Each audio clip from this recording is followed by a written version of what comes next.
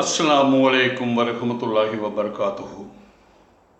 ബിസ്മില്ലാഹിർ റഹ്മാനിർ റഹീം. മരുഭൂമിയിലെ മഹാവസന്തം ഖലീഫ അബൂബക്കർ റളിയല്ലാഹു അൻഹു.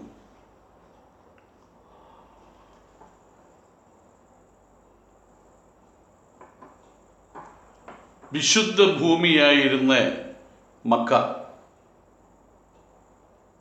എല്ലാ അർത്ഥത്തിലും മക്ക എന്ന സുന്ദരി വന്ധ്യയാകുകയായിരുന്നുവോ?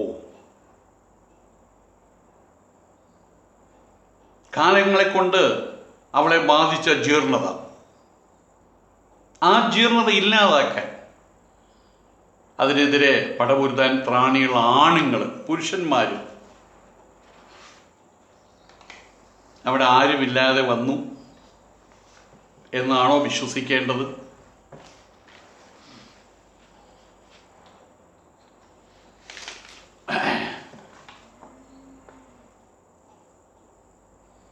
അങ്ങനെ പരിപൂർണമായിട്ട് വിശ്വസിക്കാറായിട്ടില്ല. കാരണം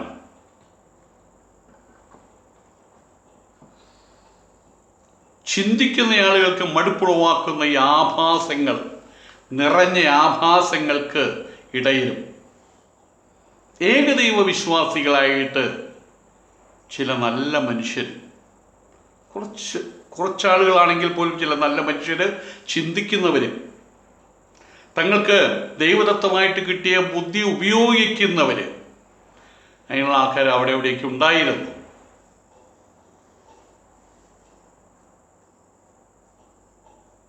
അവർ സമൂഹത്തിലിറങ്ങി ഉറക്കെ പറഞ്ഞില്ല, ആരോടും പറഞ്ഞില്ല ഈ ബഹുദൈവത്വത്തെക്കുറിച്ച്,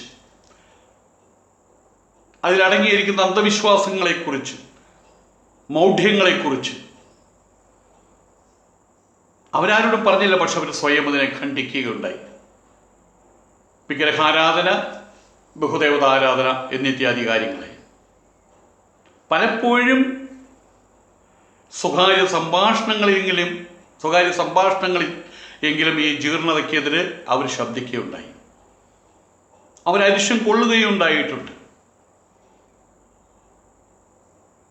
ഇഹലോക ജീവിതത്തിനപ്പുറം ഒരു മരണാനന്തര ജീവിതമുണ്ടെന്ന് അവർ വിശ്വസിക്കുകയും ചെയ്തു.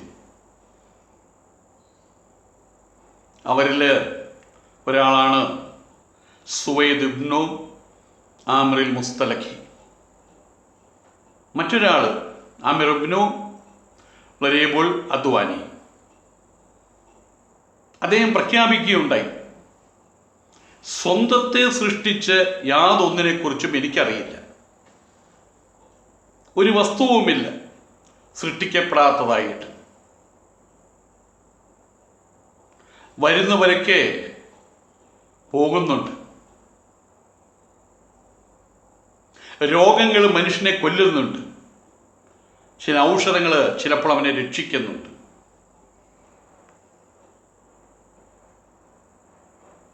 മുതലമ്മിസ് ഇബ്നു ഉമയ്യത്തിൽ കിനാനി കാബയുടെ അടുത്ത് സഭാമധ്യേ വന്നു നിന്ന് പലപ്പോഴും ഇങ്ങനെ വിളിച്ചു പറയാറുണ്ട്, നിങ്ങൾ എന്നെ അനുസരിക്കുക, നിങ്ങൾക്ക് സന്മാർഗം പ്രാപിക്കാം. നിങ്ങൾ ഭിന്ന ഭിന്ന ദൈവങ്ങളെ പ്രാർത്ഥിക്കുന്നു, നിങ്ങൾ വിഗ്രഹങ്ങളുടെ മുമ്പിൽ ചെന്ന് നിങ്ങൾ പൂജാദ്രവ്യങ്ങൾ അർപ്പിക്കുന്നു, നിങ്ങളോട് സാഷ്ടാംഗം നമസ്കരിക്കുന്നു, നിങ്ങൾ പാട്ടുകൾ പാടുന്നു, നിങ്ങളുടെ ദുഃഖങ്ങൾ നിങ്ങൾ സൃഷ്ടിച്ച് കല്ലുകൾക്കും മരങ്ങൾക്കും മുമ്പിൽ സമർപ്പിക്കുന്നു, അതിന് ആശ്വാസമടയുന്നു. നിങ്ങളൊന്ന് അറിയുക, അല്ലാഹു മാത്രമാണ് നിങ്ങളുടെയും നിങ്ങളുടെ പൂജ്യ വസ്തുക്കളുടെയും എല്ലാം നാഥനെന്നറിയുക. ആയതുകൊണ്ട് തന്നെ അല്ലാഹു മാത്രമാണ് ആരാധനയ്ക്ക് അർഹൻ. ഇലകളെ കൊഴിഞ്ഞ് വീണ്ടും തളിർത്തു തുടങ്ങിയ ചെടിക്കൊമ്പ്, അത് പൊട്ടിച്ചെടുത്ത് അത് ഉയർത്തി കാണിച്ച് സുഹൈർ ഇബ്നു അബി സുൽമ പറയുമായിരുന്നു, അറബികളെന്നെ ചീത്ത പറയുമായിരുന്നില്ലെങ്കിൽ ഇല കുഴഞ്ഞുണങ്ങി തുടങ്ങിയാൽ പിന്നെ നിന്നെ വീണ്ടും തളിർപ്പിച്ച് അല്ലാഹു തുരുമ്പി നശിച്ച എല്ലുകളെ വീണ്ടും ജീവിപ്പിക്കുമെന്ന് ഞാൻ ഇതാ പ്രഖ്യാപിക്കുന്നു. ഖുറൈശികളുടെ നിർജീവങ്ങളായിട്ടുള്ള ദൈവങ്ങളെ, രക്ഷിക്കാനും ശിക്ഷിക്കാനും ഒന്നും കഴിവില്ലാത്ത ദൈവങ്ങളെ വെടിഞ്ഞ് സ്വന്തം വീട്ടിൽ സ്വന്തമായിട്ടൊരു ആരാധനാ മുറി ഉണ്ടാക്കിയിട്ട് അതിൽ അള്ളാഹുവിനെ പ്രാർത്ഥിച്ചു പോന്നു അബൂ ഖൈസ് ഇബ്നു അനസ്. അദ്ദേഹം എപ്പോഴും ഇങ്ങനെ പറയുമായിരുന്നു, ഞാൻ വണങ്ങുന്നു ഇബ്രാഹിമിൻ്റെ നാഥനെ, ഞാൻ വണങ്ങുന്നു. ഖുസ്ബിനു സായിദത്തിൽ ഇയാദിയുടെ ഒരു പ്രസംഗം ഏകദേശം ഇങ്ങനെയാണ്: പ്രിയപ്പെട്ട ജനങ്ങളെ, നിങ്ങൾ എന്നെ ശ്രദ്ധിക്കുവിൻ, ഞാൻ പറയുന്നത് നിങ്ങൾ ഗ്രഹിക്കുവിൻ. ജീവിച്ചിരിക്കുന്ന എല്ലാവരും മരിക്കുക തന്നെ ചെയ്യും. മരിച്ചവൻ നഷ്ടനായി പോകുന്നു. വരേണ്ടതെല്ലാം വരും. ഇരുണ്ട രാത്രി, പ്രകാശിക്കുന്ന പകല്, രാശികളുള്ള ആകാശം, തിളങ്ങുന്ന നക്ഷത്രങ്ങൾ, അരമാലകൾ, തിരമാലകൾ, ഇളകിയാടുന്ന സമുദ്രങ്ങൾ, സുസ്ഥിരങ്ങളായിട്ടുള്ള പർവ്വതങ്ങൾ, വാസയോഗ്യമായിട്ടുള്ള ഭൂമി, ഒഴുകുന്ന നദികൾ,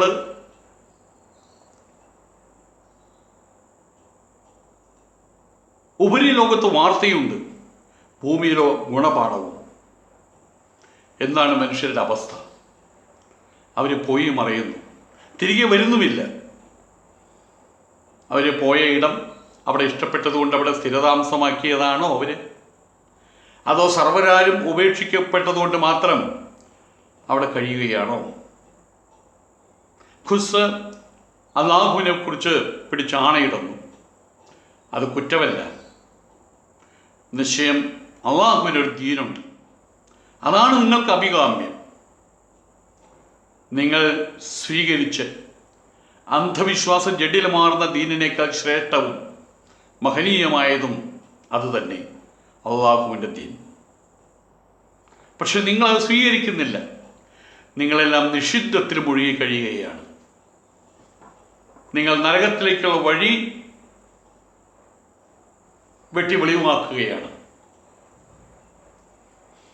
അധർമ്മത്തിൽ ഇപ്രകാരമുള്ള വൈവിധ്യമാർന്ന ദൈവങ്ങൾ, എണ്ണത്തിൽ കൂടുള്ള ദൈവങ്ങൾ, മരം കൊണ്ടും കല്ലുകൊണ്ടുള്ള ദൈവങ്ങൾ, ഇതിൻ്റെ പേരിൽ നടമാടുന്ന അധർമ്മങ്ങൾ, അതിലൊക്കെ മനം നൊന്ത് രംഗം വിട്ട് നിരവധി പേർ വേറെയുമുണ്ട്. ചിലവരുടെ പേരുകൾ പറഞ്ഞത് മാത്രം: ബർക്കത്ത് ഇബ്നു നൗഫൽ, ഹാരിസ് ഇബ്നു ഹുവൈരിസ്, ഉബൈദുല്ലാ സഹിബ്നു ജയ്ഷ്, സയ്യിദ് ഇബ്നു അംർ ഇബ്നു നുഫൈൽ. ഇവരൊക്കെ ചിലരൊക്കെ ഈ അധർമ്മം കണ്ട് മടുത്ത് അസഹിഷ്ണുത പൂണ്ടുകൊണ്ട് ആദ്യത്തെ 3 പേര് അവർ ക്രിസ്തുമതത്തെ ആശ്ലേഷിച്ചു, ക്രിസ്തുമത അവലംബികളായിട്ട് മാറി. സയ്യിദാകട്ടെ സ്വന്തമായിട്ടൊരു പാത കൈക്കൊണ്ട് ഏകദൈവത ആരാധനയിൽ അധിഷ്ഠിതമായിട്ടുള്ള ജീവിതം നയിച്ചു പോരുകയും ചെയ്തു. മുകളിലെ പേരെടുത്ത് പറഞ്ഞവരോ അല്ലാത്തവരായ ആർക്കും സത്യത്തിൻ്റെ പാതയെക്കുറിച്ച് വ്യക്തമായിട്ടുള്ള യാതൊരു കാഴ്ചപ്പാടും ഉണ്ടായിരുന്നില്ല. പക്ഷേ അധികം താമസിയാതെ ഈ ഭൂലോകവാസികൾക്കായിട്ട് ഒരാൾ വരും, ഒരു പ്രവാചകൻ വരും. അതിനെക്കുറിച്ചുള്ളൊരു പ്രതീക്ഷ അവിടെ പലർക്കും ഉണ്ടായിരുന്നു. അങ്ങനെ വേണം കരുതാൻ. ആ പ്രവാചകനെ കാണണം. തങ്ങളുടെ ജീവിത കാലഘട്ടത്തിൽ തന്നെ ആ പ്രവാചകൻ ഇവിടെ വരണം, അദ്ദേഹത്തെ കാണണം, അദ്ദേഹത്തിൻ്റെ വിശ്വസ്ത അനുയായിയാകണം. അതിന് കൊതി പൂണ്ടി കാത്തിരുന്ന് ഒരുപാട് ആളുകളുണ്ടായിരുന്നു ഇവരുടെ കൂട്ടത്തിൽ. അന്നത്തെ മക്കയിൽ ഇത്തരം സച്ചരിതരും സത്യാർത്ഥികളുമായിട്ടുള്ള ആളുകളുമായിട്ടുള്ള ബന്ധം, മേൽപ്പറഞ്ഞ് അധർമ്മത്തിൽ മനംനൊന്ത് കഴിയുന്ന, ഏകദൈവ വിശ്വാസത്തിൽ കഴിയുന്ന, ഏകദൈവതാരാധനയിൽ അധിഷ്ഠാനമാക്കിയിട്ടുള്ള ജീവിതം നയിക്കുന്ന പുണ്യാത്മാക്കളുമായിട്ടുള്ള ബന്ധം